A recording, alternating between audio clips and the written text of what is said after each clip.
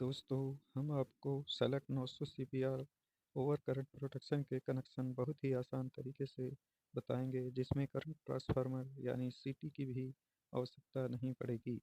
इसमें 1 एचपी से 3 HP three phase motor की प्रोटेक्शन कर सकते हैं। वीडियो पूरा देखें, स्किप करोगे तो कुछ ना कुछ मिस कर दोगे। इतना क्लियर कोई नहीं बताएगा, हम खुद करते हैं, इसलिए बेसिक से पूरा समझते हैं। सेलेक्ट 900 सीपीआर कंट्रोल के वायरिंग। सबसे पहले सेलेक्ट 900 सीपीआर के न्यूट्रल और लाइन में 110 से 230 वोल्ट दे सकते हैं।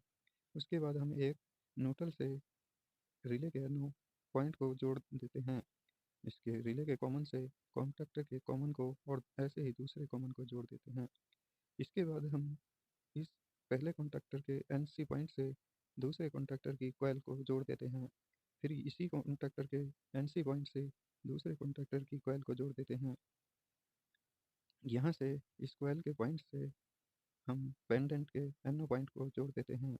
ऐसे ही दूसरे कॉन्टैक्टर की कॉइल से दूसरे बटन एनो से जोड़ देते हैं और इन दोनों बटनों का कॉमन इस 110 वोल्ट की सप्लाई से जोड़ देते हैं।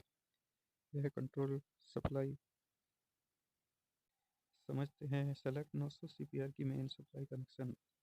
आइए सबसे पहले एमसीबी से कॉन्टैक्टर को डायरेक्ट जोड़ेंगे। ऐसे ही वाई फेस को जोड़ेंगे।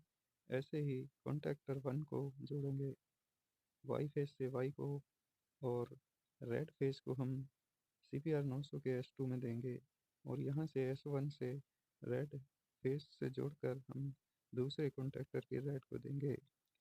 अब यहाँ से पहले कॉन्टैक्टर से दूसरे कॉन्टैक्टर को जोड़ेंगे। ऐसे ही यहाँ से सेंटर पॉइंट से पहले कॉन्टैक्टर के सेंटर को जोड़ेंगे। ऐसे ही यहाँ से ये पॉइंट को जोड़ देंगे और ये सप्लाई मोटर को चली जाएगी। इसके बाद